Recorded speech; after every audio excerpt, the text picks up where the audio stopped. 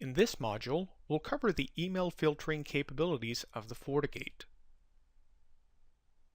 We'll set the groundwork by covering some basics about email, then we'll go over how to best leverage your deployment strategies. We'll cover email filtering options and the various actions the device can take. Then we'll talk about the order of filtering operations, and we'll briefly cover email filtering and scanning combined. We'll also cover how to submit false positives to our FortiGuard network. We'll finish with the configuration and enabling of email filtering and how to read the log messages. By the end of this module, you should understand the different email filtering options you can make use of on a FortiGate. You should be able to configure banned words as well as the black-white list options. You should be able to create firewall policies that have properly applied email filter profiles and know the difference between the different protocol options. We'll begin by covering a few abbreviations and terminology that are commonly used when talking about email. First, there's SMTP, Simple Mail Transfer Protocol. This is the original foundation of email. ESMTP is for Extended SMTP and simply expands the number of available commands. This is the most common method used to move email around the internet today. POP stands for Post Office Protocol and IMAP stands for Internet Message Access Protocol. Those are the two most commonly used mechanisms for accessing your email. MTA stands for Mail Transfer Agent. This is often referred to as the mail server. MAA stands for Mail Access Agent. This is on the user end and handles authentication and retrieval of emails. MUA is Mail User Agent. This is software like Thunderbird. MX record is a mail exchange record. It's like an address record in DNS, but specifically formatted for the purposes of email. A mail relay is an intermediate mail server, something in between the client and destination. Finally, Open Relay is when a mail server is configured with no restrictions on destination emails. SMTP is the protocol that email was built on and moves around with. It was a protocol designed to move a message from one location to another without knowing anything about the destination. It's a clear text, best effort protocol.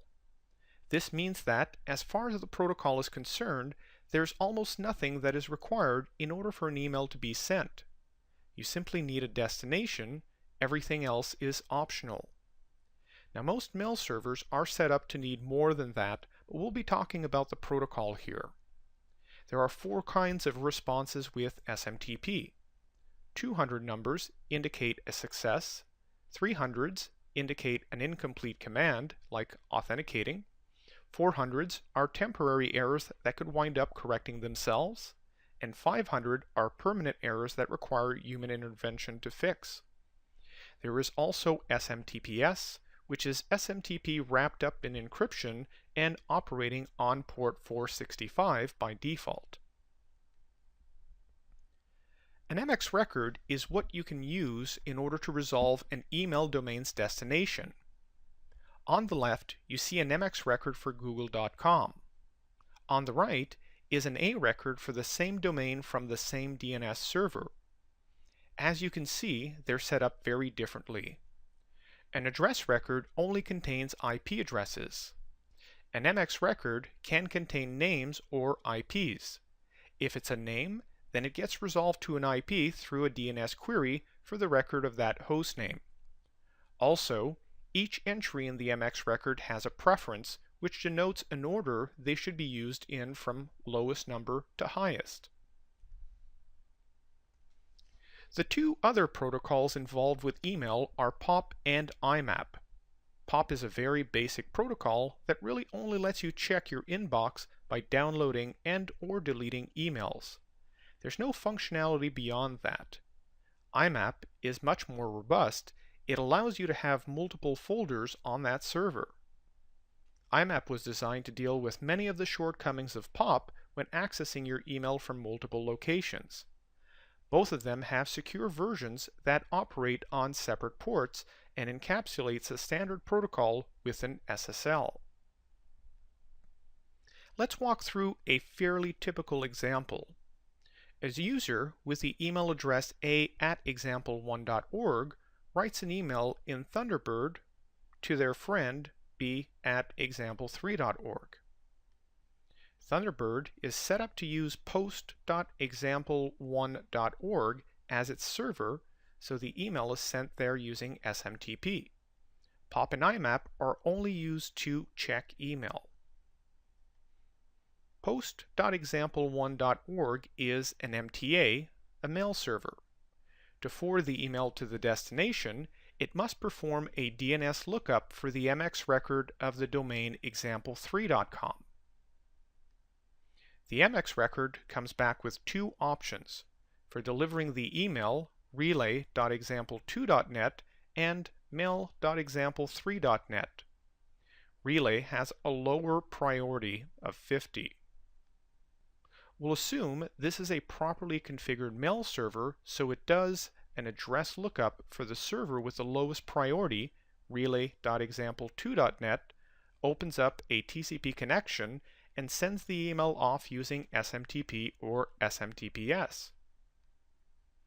Relay.example2.net does not directly host the email domain example3.com, so it does the same thing that post.example1.org did and does an MX lookup for that domain and gets the exact same results.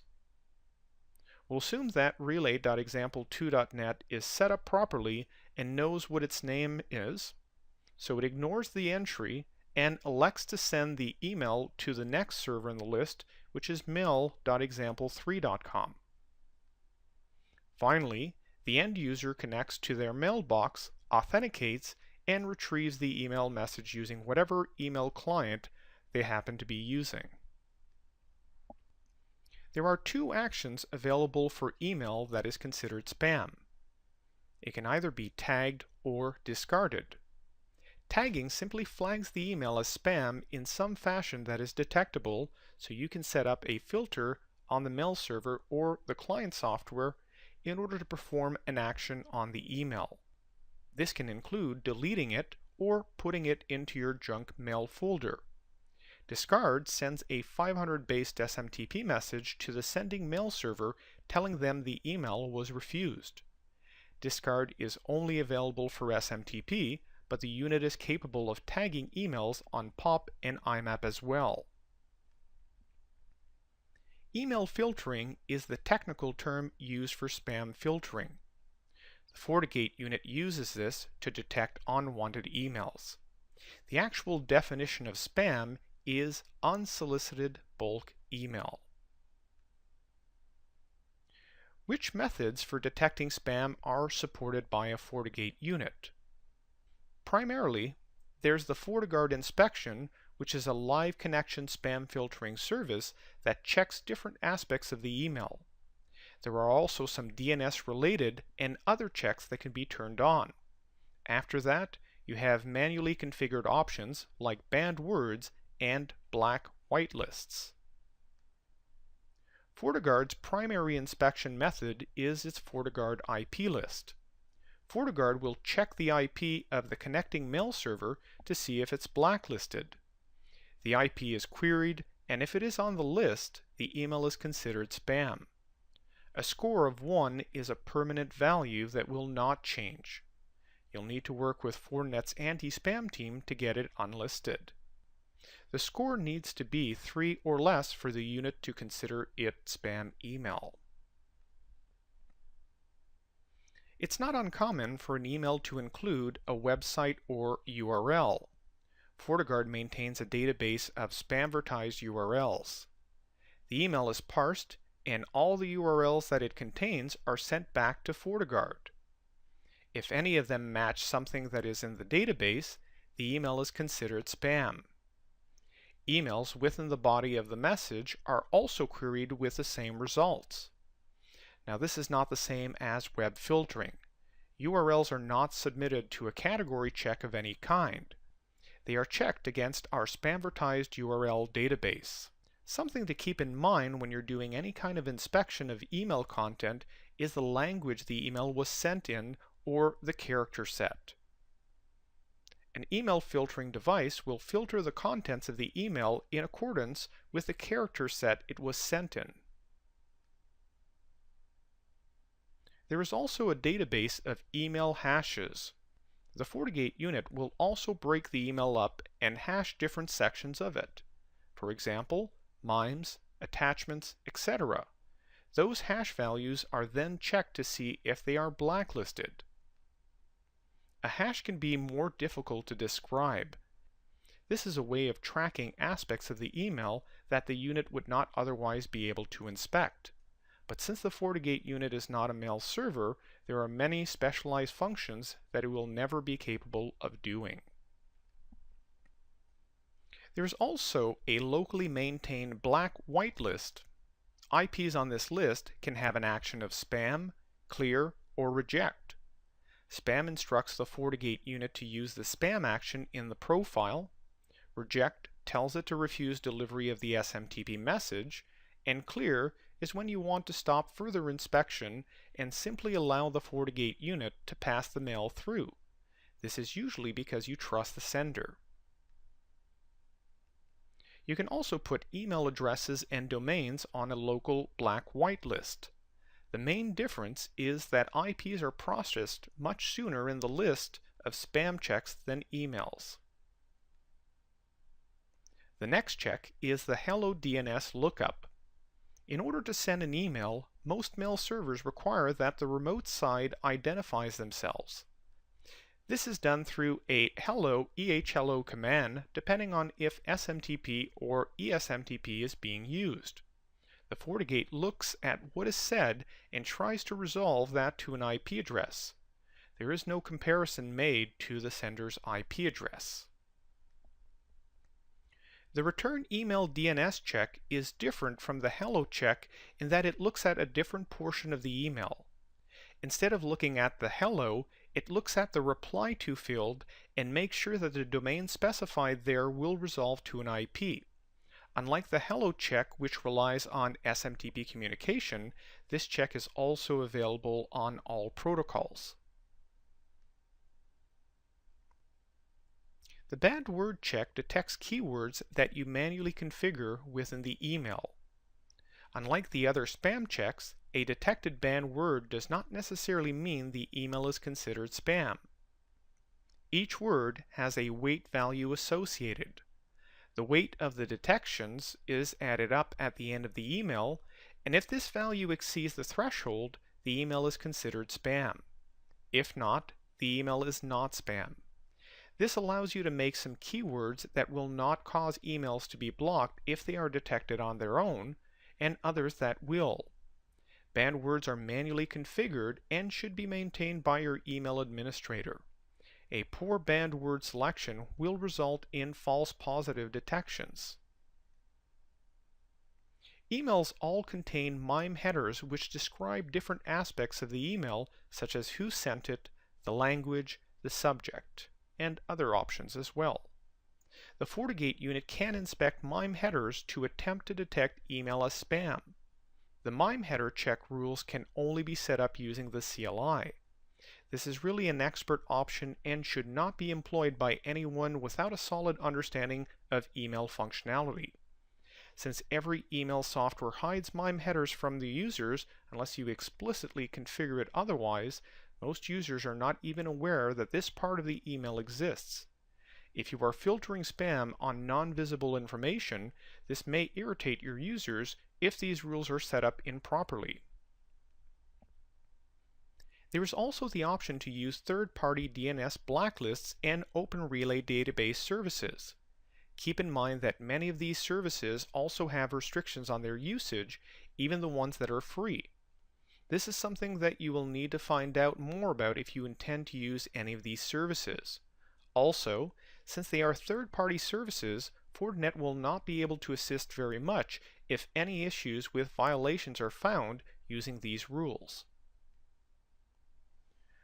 Normally, the IP-based checks, such as the FortiGuard IP, will only look at the IP of the device that is actually connecting to deliver the email through the FortiGate.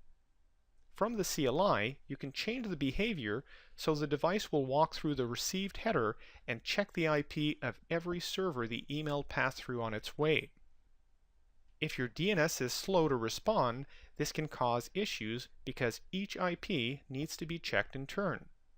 Most emails only have a few entries in the header, but can easily have 5 or more. Here's a look at the receive headers from an actual email that came into Fortinet. The entry at the bottom should be the original, and you can see it's very short. It doesn't contain anything about where the email came from. The second entry has a lot more information. Looking at the names, we can say that this is where Google connected to and delivered the email to Fortinet. It contains a lot more information with details about the sender, recipient, and event that the connection was encrypted because there is TLS information there. Spam filtering provides a step-by-step approach to scanning the email. An email passes through each filter until it finds an action of spam or clear. Once found, this action is taken and all further checking stops. If an email passes through this entire list and does not receive a definitive action, then the email is considered clean. Due to the behavior and limitations of the protocol, POP and IMAP have a slightly different filtering order and available options. Because of how the protocol behaves and the limitations of a firewall, some of the options available to SMTP are simply not an option for POP or IMAP. As you can see, the order is not the same as SMTP, and not all the checks are available. This is due to the nature of POP and IMAP protocols. With SMTP, you are intercepting the email as it is being sent between two mail servers. POP IMAP happens between a mail server and a client checking their email. The FortiGate can enable caching of FortiGuard responses. This is so that the FortiGate unit will remember the most recent queries it made. The unit will store recent results in memory until they either expire or are pushed out. Most of the time, spammers are persistent and will keep hitting your device over and over again. Therefore, if your FortiGate unit has enough memory available, it is recommended to enable caching. Many of the smaller units do not have a lot of extra memory, so if you start to run out of memory, this should be the first option you disable on your device. You can change the default settings in the CLI by going to Config, System, FortiGuard, and making adjustments. The FortiGuard spam detection options are a live service and require a connection to the FortiGuard network in order to operate. You can use the command diag spam filter FortiShield server in order to check the health of the connection. As with anything, spam filtering is not a guarantee. Therefore, there is always the chance of a false positive. Since FortiGuard is a live service, you need to be able to request a removal from it. This is done through the web portal on the FortiGuard website, just like any other spam filtering service. There are detailed instructions on what information needs to be sent to our anti-spam team in order to assist. There's also a tool for doing lookups to our anti-spam service. By default, the email filter security feature is disabled on the FortiGate device. To configure email filtering, you must first enable this feature in the GUI as shown here. Here's a look at the email filter profile. It's basically empty until you turn on spam filtering.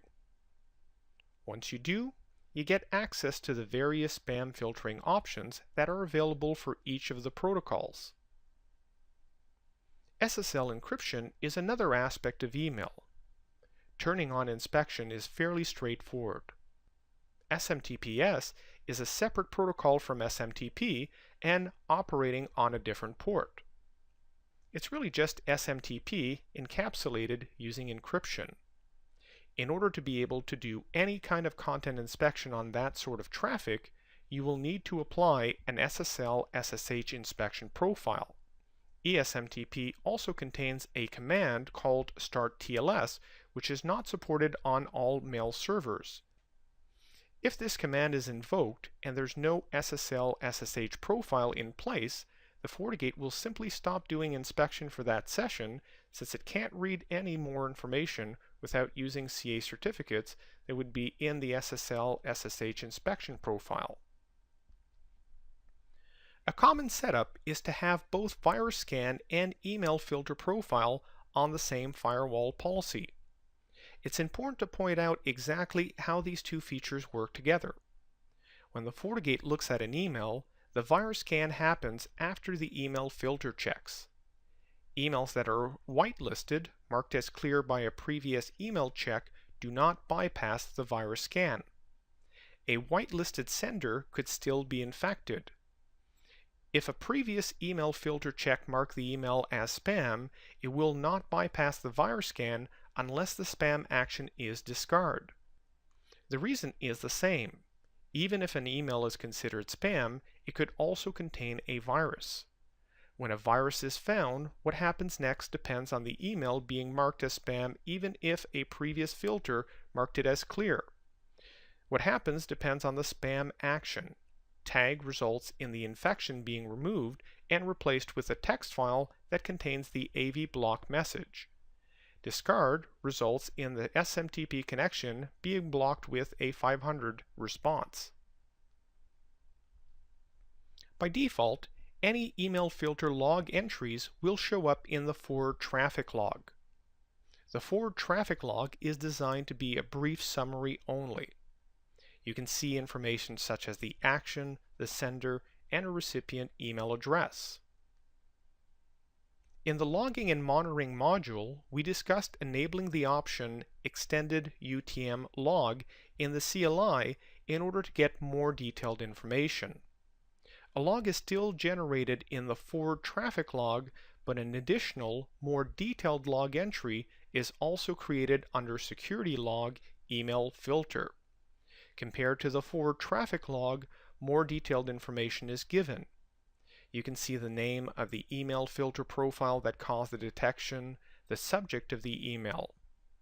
If you add more columns or view the log in raw format, you'll find exactly what caused the email to be considered spam as well. The behavior is not enabled by default because creating more detailed logs requires more resources, so you can enable it as you deem it necessary. In a situation where there's multiple devices or software scanning your emails for spam, you want to make sure that only one device actually handles the routing of those emails. Let's say you have a FortiGate sitting in front of a Barracuda, for example.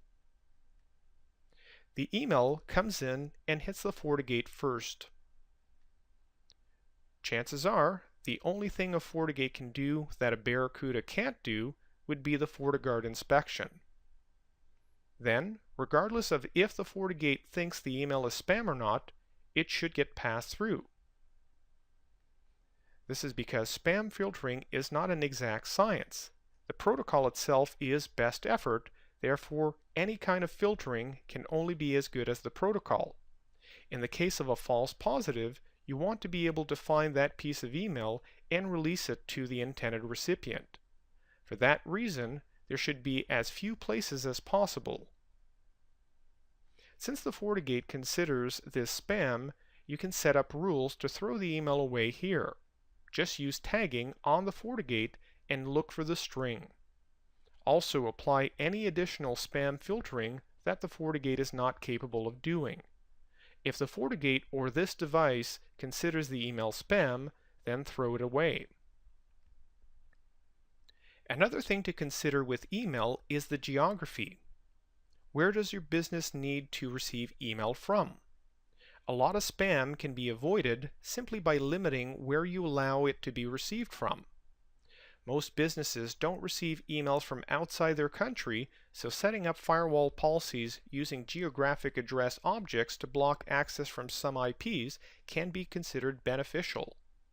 Also, using banned words on emails based on the sender's domain suffix can aid in this as well. You need to be careful with this so you don't cause problems for the domains that you're doing filtering for. Now it's time for the labs. We'll be working with email on SMTP since this is the most robust of the three email protocols. The first exercise will have you enabling and testing FortiGuard filtering.